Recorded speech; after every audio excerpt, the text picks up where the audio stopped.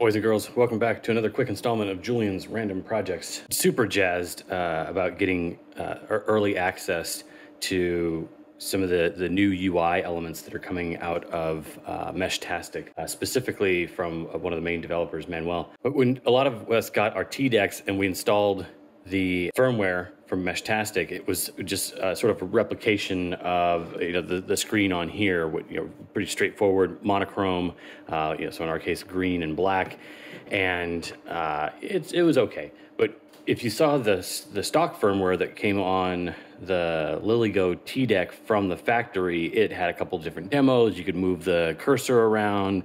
You could send and receive messages using some kind of a LoRa standard, not Meshtastic, but something similar. And it had some slideshows to show the full color nature of the display to showcase what you got as a development platform. And don't get it twisted. A lot of folks that are just getting into the Meshtastic thing, which has been going on for a few years now, they're expecting there to be a product. Where can I go on Amazon and buy my Meshtastic deck, like this thing is?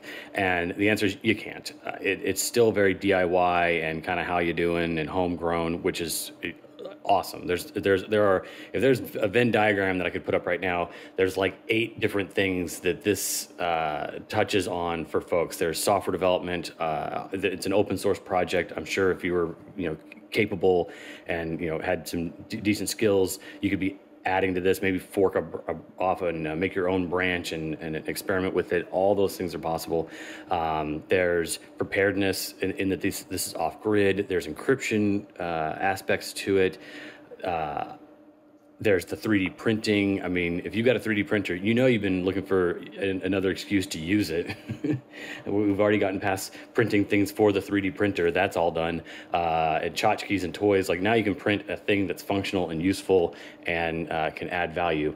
And speaking of value, I wanted to talk about the value for value model, which has been more recently made popular by Adam Curry, although he didn't invent it.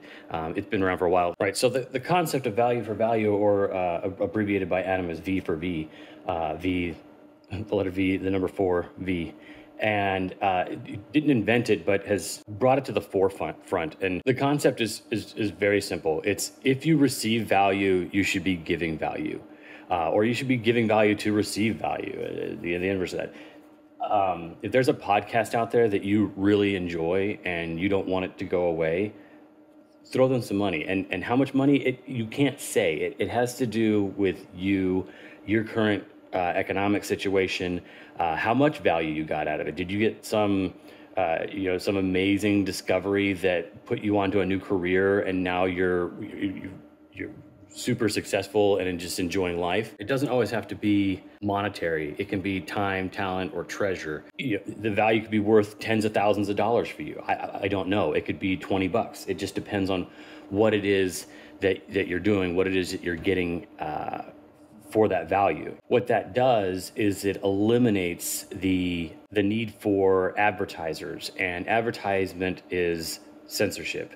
It is the main driver for why the media is the way that it is, or that news papers are writing articles about certain things.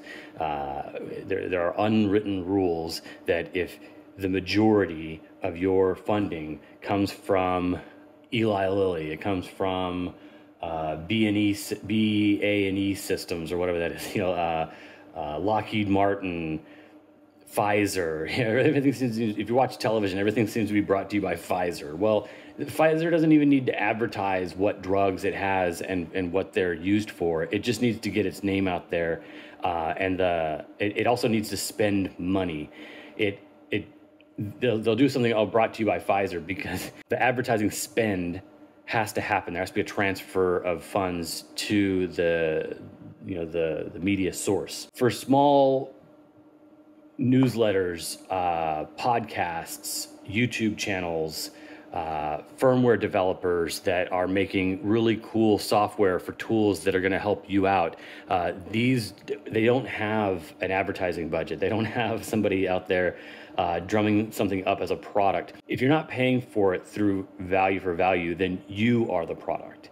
So if you're watching YouTube right now and it's free for you, you're not paying for premium or anything like that, then you are the product that Google/Alphabet is selling to advertisers. It's why there's pre-rolls and mid-rolls and stuff. And I try to keep that on my channel to a minimum, interacting with the algorithm and the machine that we're all trying to do here. So the goal here today was to show off this and then also make a plea to actually go and support folks. I'm going to do a screen record here. We'll go one-time shot. No, one time. I like that. All right, there we go. So now Manuel can get about the business of making cool software. So this thing on boot comes in and counts all of your nodes. Looks kind of cool. Tallying up. Those racing there. Nice and peppy, very responsive. Now this is pre-alpha. This is like bleeding edge, so alpha that it's not downloadable right now on like the main ways that you'd get this by going to like flasher.meshtastic.org. It won't be in that list just yet. I don't think that they're ready for the onslaught of bug reports and tickets and things like that. There are known bugs in here, and so they're working through those before they try to send it out. One of those is, let me send myself a message here. There we go. So I can select that message. I can go into messages here. I can see it there. The short name. What up? Again, send. So it's currently sending and receiving messages quite well. It's just not quite ready for prime time, as it were. You can go full on keyboardless and just rock a display there. That'd be kind of interesting. But yeah, some of the hitboxes aren't perfect. I'm pretty sure this is a capacitive touch display from Liligo. You have a lot of options there, like, with using it with gloves and that kind of a thing. Hopes to have a map section. I don't have any interaction with it just yet. This could be a placeholder. It could be a JPEG for all we know. You'd have to go look at the code. And settings looks awesome. It's just as you'd expect. You can come in here and increase your brightness and stuff. It feels very intuitive. But yeah, I dig it. It lets you go through. You can comment if you see one of your nodes in here. If you're in the Austin Bastrop area, things are only going to get better with this type of these devices. I anticipate seeing something like this on larger displays, maybe displays with no keyboards. And I like the aesthetics. It's not trying to be like iOS. It's not trying to completely borrow from folks, but it's also sticking to some conventions, some things you expect to have. Gears as a universal symbol for your settings, to get in there with the gubbins and see how stuff works. So very, very impressive stuff. My advice would be to grab one of these T-Decks while they're still available. The moment that this software hits the streets, they're all going to sell out. There's not a ton of these floating around. At any given time, I see like less than about a dozen or less available on Amazon. You could go for the slow boat and try AliExpress, but your mileage may vary there. Get that order in now so that you have this thing ready to go. You've got your enclosure done, your battery selected, all that, so that when it becomes available, you can play along at home. It's going to be a ton of fun. This is the type of breakthrough that I was waiting for, because as we try to introduce our families to this, a lot of them aren't going to be super hip on carrying a node around them, in their pocket, so that they can have access to the mesh network all day. But having something like this on a coffee table for your wife, your mom, the kids, some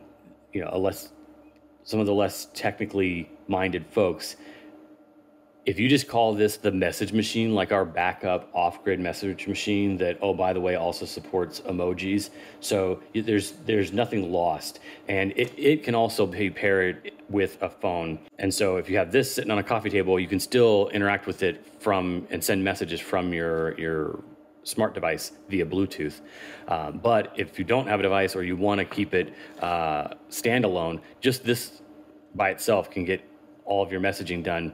And as you heard, it has like an audible tone, which I like, that says, hey, you've got a message, where I seem to always be missing messages on my iOS device, because the vibration's not as aggressive, or it's in my pocket, or it's sitting across the room and I've got it on Do Not Disturb, so I miss a lot of stuff. But right now, while the mesh network is growing and people are joining every day, I'd like to meet folks like that. So if you're in your area and you're wondering like, hey, how, I'm trying to reach out to folks. If you're new to this and you want to play along, be sure to blast out a message on Primary. Go into the Primary chat group, which is like anyone that's on the mesh network can see that. It's still encrypted, but everybody knows the password. It comes built in with the app on iOS and Android. And say hi to folks and just say, I just got on the mesh. What's going on? Where are all the cool kids at? Make friends.